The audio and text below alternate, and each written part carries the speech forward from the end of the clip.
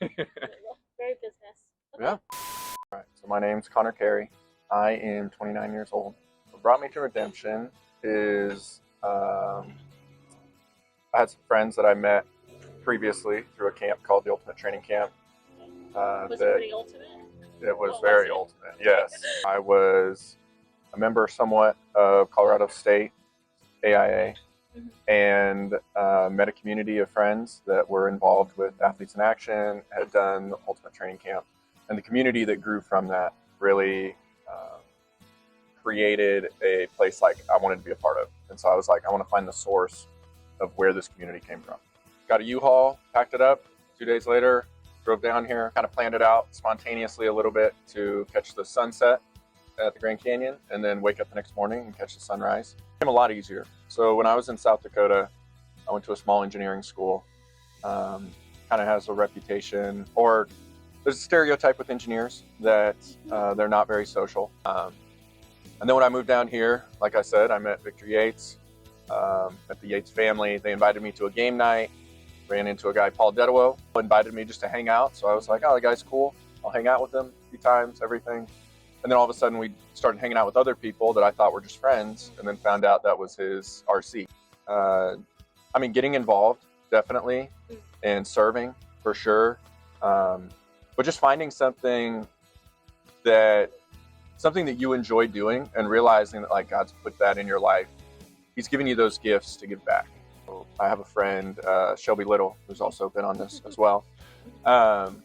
And she kind of started this thing on Thursday nights.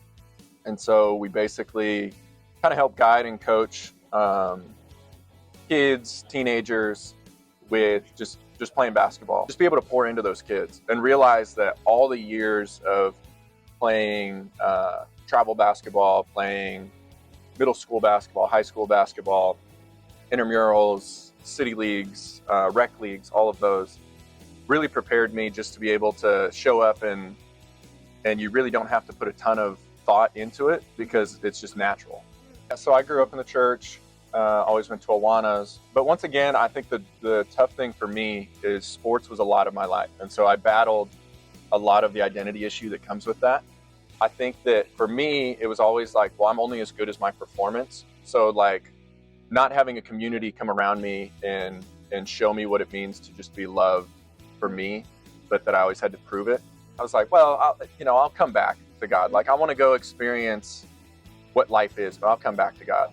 With that discussion I had with God, or whatever you would call it, I realized that, hey, God has a lot of grace to allow me to say that and then still bring me back. And it really started me on this journey of like, what is life about and what is the purpose? And really, if I'm living this way, and there's no purpose to it, like why keep living? And it sounds very morbid and dark, but I think it brought reality to be like, if you're not living for something and you're not looking at the world around you with intentionality, then what's the point? And what are you really doing?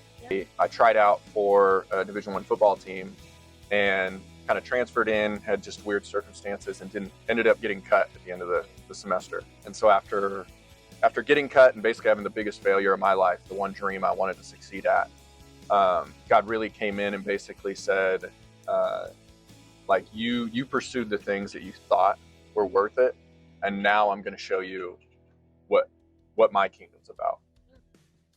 Yeah, I think there's two main mottos, I guess, that I kind of live by that have come out of my wrestling with God and purpose and identity. And one of them, the motto, like aim for home. And so AFH. And aim for home to me is like, for so long I searched for that community and that belonging and that desire to be wanted and accepted and loved. And so it made sense when the first time I heard a preacher talk about like, we as humans desire this. You just read about in the Bible of heaven, of like, this is where you were created to belong. And so hearing that just is like, hey, that's my mission, is like, we were never meant to be on this earth in a broken world, but God has allowed it to happen.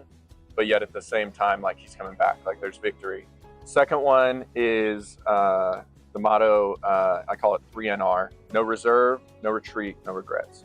So yeah, just loving them, but at the same time for them, I think just stepping out in faith and being willing to step out of your comfort zone. Introduce yourself to others that are in the church.